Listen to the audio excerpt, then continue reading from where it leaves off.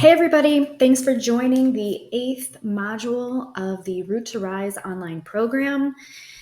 This is the module on spirituality, and I'm pretty excited that we finally got here. We've been dancing around this subject throughout the last 7 modules, and I think it's time for us to talk about it.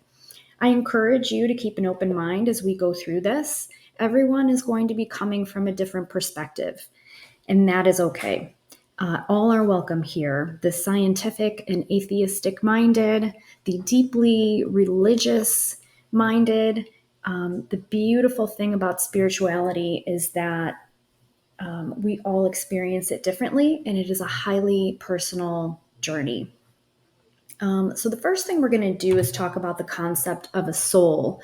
Now, as I talk about these things, I'm going to be referencing different research and textbooks that I've pulled into for this presentation.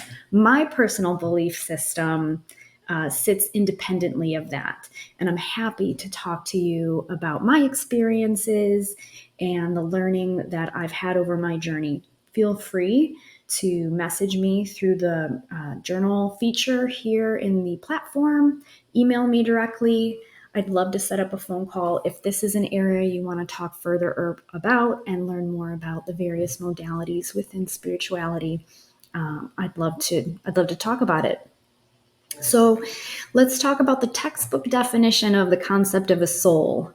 The soul is a spiritual or religious belief that refers to an immaterial essence or an entity that is often believed to be the source of a person's consciousness and their personality and inner being combined.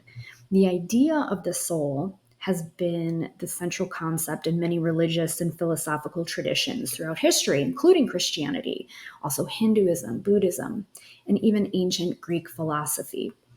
The soul is often seen as distinct from the physical body and may be believed to survive death and continue on after the body dies. Okay, we talk about energy. It's that energy source that when your body passes on, your soul continues. In some traditions, the soul is seen as eternal and unchanging, while in others, it may be believed to evolve or change over time. And we've certainly been talking in this program about our own growth and development. So it's probably no surprise to you that I feel that the soul is in a constant state of development and improvement. The concept of a soul is also associated with ideas such as morality, spirituality, and the afterlife. Many people believe that the soul plays an important role in shaping a person's life and their experiences, and may be seen as a source of inner strength, guidance, and purpose. A lot of people believe that before we come here to live, we choose the challenges we plan to face so that our soul can develop and learn from those lessons and continue on into the next lives even stronger. In this presentation, we're going to talk about 3 main topics as usual. The first is just what does it mean to have a human experience? Okay, if you are a soul first and foremost, what does it mean to have the experience you're having right now as a human? We'll talk briefly on the difference between spirituality and religion, and then take into account what does all of this mean for you. So let's talk about having a human experience. I've read in a recent book by Megan Watterson that the body is the soul's chance to be here. Okay, so just like the other animals on this planet, we are biological, we're born, we grow, we age, we die. The concept of a soul means that you existed before being here in this body, and you'll exist after you leave. The human body is just like all the other animals on this planet, except that we've sort of optimized how we can live in it in order to continue our soul's progress. So the energy source, or our soul's origin, allows us to incarnate, which means to come live here and kind of work in this body to engage with the rest of the world and learn lessons, and we continue our development this way. So each lifetime we live has a purpose and a set of lessons that we're meant to learn. The name of this group that I've started is called Live to Learn. And so this is exactly where it came from. We're here living to learn. We're meant to come here and experience all this craziness from birth to growing up and learning how to use our bodies to trying to interact with other people and make a living and stay healthy, and not break the law. We're meant to learn all of this. And the only way that we can learn it is to live. Sometimes our purpose is to help others learn or develop. And they call this having a rest life. Dolores Cannon talks about this sometimes in her published work, or if you see any of her videos on YouTube. Having a rest life means that this isn't a lifetime for your intense development or to maybe even experience a ton of trauma, but that your main goal is to support those around you. And that's the deal that you made before you came here with them. Like, hey, I'm going to be your mom in this life and I'm going to help you through it. And I recognize that your intention is to learn A, B, and C. So I will be there with you as you do that. Okay. So let's keep going. Did you notice when I talked about spirituality in the last couple slides, I didn't talk about the rules or religious dogma? Like you have to believe A, or you don't have a soul. You have to believe B, or you're going to hell. I didn't talk about sinning or being bad or going to hell. I didn't tell you that this or anything else is truth or a lie, because this is your personal journey.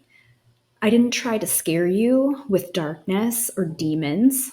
The thing about religion is that over hundreds or even thousands of years, mankind has sort of botched the spiritual definition.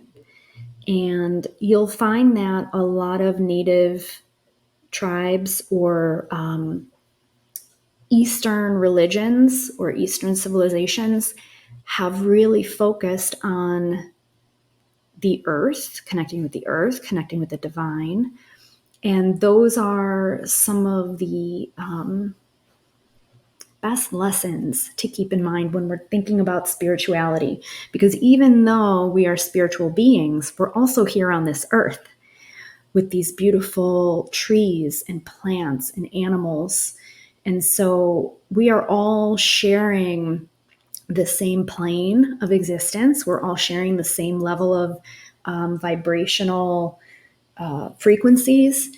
And so in order for us to continue on with our spiritual awakening, it's important for us to not give in to fear or what other humans have told us to believe. Okay. Deep down inside, when you learn to listen for it, what truth is and who you really are. And so I would say if something is starting to feel scary, there's probably another reason for that. I love this, and it took us a long time to get here. I hope you're on your way as well. It's okay to be unapologetically human, even though we have a sense of morality and we have a sense of right and wrong. We're still in these bodies, working with these brains and personalities and other humans. And so how we manage our triggers, how we manage thoughts and emotions and insecurities and egos, it's going to be a journey of hills and valleys. We're going to have days where we rise above it all, and we're going to have days when, man, we take that bait and we do not express our best selves. The body's instinct is to survive. And so what we can do to help maintain and manage our stress and our anxiety, and just being a kind person is to manage across those energetic fields that we talked about in this program and reach that full holistic well-being. Humans do have awareness. We do have consciousness, and that is unique to us. So let's talk a little bit about your higher self and your subconscious. Before we get into this, I do want to talk a little bit about what it means to have a spiritual awakening, because I think understanding the difference between your higher self and your subconscious will go hand in hand with how, quote, awake you may be. So, spiritual awakening is a profound and transformative experience that involves a shift in your consciousness. It often is described as a moment of realization or enlightenment that helps lead to a deeper understanding of who you are and the world around you. A spiritual awakening can occur suddenly or gradually. It can be triggered by a variety of experiences, such as a major life event or a near-death experience, or simply a spiritual practice like meditation or prayer. During a spiritual awakening, people often experience a sense of oneness with the universe, a heightened sense of awareness, a greater understanding of their purpose and meaning in life. And I think one of the things that was unique in my spiritual awakening is that I always was sort of a spiritual person. I was raised Catholic. Prayer was always a part of my life. But it wasn't until my mid to late 30s that I started to understand the big picture, which is where I fit in to all of this. And so that's where your higher self comes in. Your higher self is a part of your consciousness, a part of your soul that has remained on the side of spirituality. So it's not here in the physical realm. Although you are, your higher self sees all, is kind of keeping an eye out, helping drive you from behind the scenes. And your subconscious will tap into that higher self. So do you ever ask yourself a question like, should I do this today? And an immediate answer pops in. It's very likely your higher self helping guide you, right? It's your subconscious that's still connected with that big picture. Now, meditation is great for connecting to the source or your higher self. I've also done regression hypnosis, which is basically either digging into past lives that you've had or between lives, and then even going into some visions from even before you're born, and taking a look at your family that way. And then, of course, another way to connect is with what mediums do. And mediums connect in by expanding their aura, allowing the communication from spirit guides or past relatives to come and give messages. And mediums can do this face-to-face, over Zoom, over a telephone call. Really, that connection and communication is transcendent, so you don't have to be in the same location to do that. Another thing to think about if these first 2 points are kind of beyond your comfort zone is to think about different signs you've seen over your lifetime. Perhaps you had a grandfather pass away and then a butterfly came and sat on your knee. Or perhaps you had a grandmother pass away and then you dreamt about her that night and she said, "I'm all right." There's all different kinds of signs and things for us to connect with. And that is coming to us at a place where we feel comfortable to receive it. So angel numbers, for example, I see 444 everywhere. Or if I see 113, I know that's another one that's kind of like you're on the right path. These numbers or other symbols and meanings will come up to you in times when you just need that little push. And I'd say be open and receptive to those, okay? You don't have to go get regression hypnosis or meditate to connect to the source to feel that connection with your higher self. Okay, take the baby steps that you're comfortable with to explore your spirituality. So, awakening is not changing who you are, but discarding who you are not. So, I like this quote because, again, being raised Catholic and always feeling very spiritual, always feeling a connection to Jesus and Mary, who were real people that lived on this planet. An awakening didn't mean that I stopped loving or believing in who they were and what they did, but it helped me also discard, I think, some of the institutional requirements that I didn't understand or align with. Let's say in the greater church. Okay, so there have been a lot of things over the last few decades and even hundreds of years in terms of the institution of the church that not everybody can get on board with. And so I'll always tell you to keep what resonates and discard what doesn't, and find in your heart and in your spirit what's right for you. So this takes us into spirituality versus religion. So religion has mostly good intentions, right? And I'm not just talking about Christianity. There are so many beautiful things about Islam and Judaism and Buddhism as well. Hinduism is such a beautiful religion as well. Now, if you've studied world religions as I've had, you've noticed that they're quite similar actually in the guidance of living this human life with integrity and kindness. You would notice that most of the major religions do acknowledge and revere some sort of higher energy, higher essence, although they may be called different things. And at the same time, they also revere spiritual leaders that were here on earth.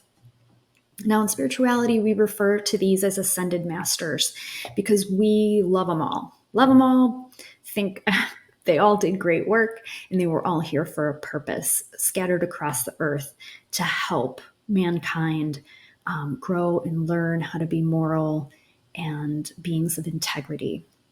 Now, we may use different words, but the belief in being part of a common light, of a common energy, seems to be universal across most of the world's major religions. So I'm going to ask you, are you in the hallway? Now, C.S. Lewis wrote in Mere Christianity, it's specifically that Christianity, but I'm going to open this up and expand it to all religion, is like a hallway. And each door in the hallway, and there's multiple doors leading to multiple rooms, represent different denominations or belief systems around religion. The hallway is the convergence of these core beliefs: right and wrong, sense of justice, recognition of a higher source, your own soul, your purpose in the world. In the room you decide to go in or not is maybe that religion that aligns with your core beliefs. You don't have to go into any of the rooms. You can just be in the hallway. I think being in the hallway means embracing your spirituality in addition to embracing your humanism, being a human being, and this physical world as well. Now, if you're not in the hallway, that means that maybe you don't believe in having a soul, or you don't believe in spirituality, or that maybe anything even happens after we die. Maybe you think when we die, that's it. It's blackness. We're done. It's gone. And that's okay. You may expand that belief at some point and come into this hallway where we are open to considering that energy continues on and that there's more after we leave this physical body. One thing to keep in mind is you may hear in politics and in different schools of thought references to ancient texts. We have a wealth of ancient texts and gospels that help us understand how people thousands of years ago learned these lessons that we're still learning today. These texts were translated from language to language, and the true meaning and the meaning of each of the words through the translations is like one big game of telephone. So if we can hone in on the main ideas, I think that's probably a good thing. But consider that history or historical texts may be missing information or somewhat unreliable. And so I simply say that if you're dealing with a person, or if you yourself are a person that quotes scripture and lives by it, that is just fine for your journey. Keeping in mind that it may not be the part of the hallway that everybody is in. And that's where keeping an open mind and loving everyone equally is so important. One of the big differences between religion and spirituality is that spirituality looks inward. Religion seems to be an agreement between a group of people about what God is and how we're going to act. When are we going to pray or worship? What holidays are we going to celebrate? How are we going to live together as a community on this earth? That is what religion is, based on texts and traditions that religion chooses to use. Spirituality, like I said, is extremely personal. You're having your own intimate experience. If you've ever, let's say, read the Bible or the Quran and you resonate with some things, a few stories in it, and you're like, yes, that's amazing, that's perfect, that's how I feel. But then there are other things that don't feel quite right. You have the independence, you have the free will, you have the beautiful mind of being able to think for yourself and listen to that inner voice and that higher self that helps navigate you to the truth. Okay, the truth is only in you. I can't tell you what the truth is. Religion can't tell you what the truth is. Only you know it. And if you listen and you learn to look for the signs and you start to analyze your dreams a little bit, that message will become clearer and clearer what your purpose for being here is. So let's talk about what this means. Combine and apply the knowledge that we talked about in the last 7 modules, right? We talked about mental, emotional, energetic, physical, and now spiritual well-being. If you can provide equitable, not necessarily equal, attention and focus to all 5 of those, I am confident that you will stay on a path of healthy choices, personal healing and growth, and continued learning for the rest of your life. Continue to recognize what's ego versus truth, and don't be afraid to ask yourself the hard questions. You may reject information on a Monday, spend 3 days thinking about it in the back of your mind, and by Thursday have a completely different perspective about how you feel. That's okay. This is not black and white. This is not an open door, closed door situation. You can wander in and out in the hallway as much as you want. And you know what? I have to leave the hallway sometimes. I have to ground myself and go take pictures of nature and read a fiction book to escape from thinking too hard about things. And that's good for me. And then you know what? I wander back in the hallway and I learn some new things and I listen to where I am on my path. You have to be equitable in the time that you spend mentally, emotionally, energetically, physically, and spiritually, right? This is why we have to go work out a few times a week, because we need to move that body and kind of exercise that energy.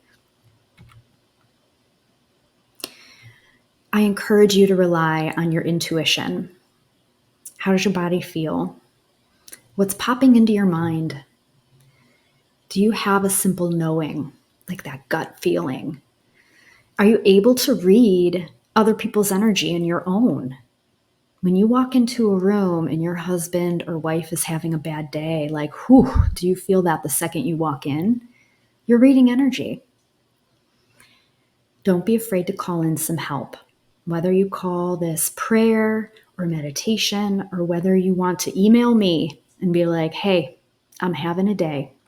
I don't know why I feel this way. There are people around you who are happy to help. And then, as always, keep growing. Now, that sounds exhausting, right? Keep growing. I'll tell you what, it doesn't have to be overnight. It doesn't have to be in a week, 8 weeks, or even this 12-week learning program. It could take years because in between the growth, you're living life. You're taking breaks. You're recharging your batteries. Grow incrementally and take the breaks you need at any time. Believe in your infinite potential. Your only limitations are those you set upon yourself. And the privilege of a lifetime is to become who you really are. If you think about who you were as a child, the things that brought you joy or that you laughed about, the choices that you made about what kind of classes you were going to take as electives in school, or what your career would end up being, or how many kids you would have, or if you would have dogs instead of kids. These choices that you made molded you into who you are today. And there's always time to reflect back on those and think about, why were those the right choices for you at the time? And how can you continue to make choices that improve your life today? As we wrap up, I want to encourage you to go back through the program and look at the worksheets that you've done and the whiteboards. Think about some of the books that I recommended. Think about some of the videos that I asked you to watch. Go back into those with this new thought of being a spiritual being. And imagine you on the other side, looking down on earth at the people that would be in your family and the people that would be your friends. Look down on earth and think about the profession that you were choosing, and imagine what it is you wanted to learn while you were here. Imagine how it is that you wanted to help humanity. What did you want to do for the world when you were here? Jot it down. Think about it. There is something that is going to keep coming up time and time again. And I encourage you to go down that hallway and try and find what that's meant to be. This wraps up the Module 8 presentation. As I said, I could talk about this all day, and I'm happy to talk to you about spiritual occurrences, any mediumship experiences, or past life regression experience. You can ask me any question, and I'll be open and honest, judgment-free. Whatever you want to know, I'm happy to talk about. Go on and have a wonderful day. Be at peace, and namaste.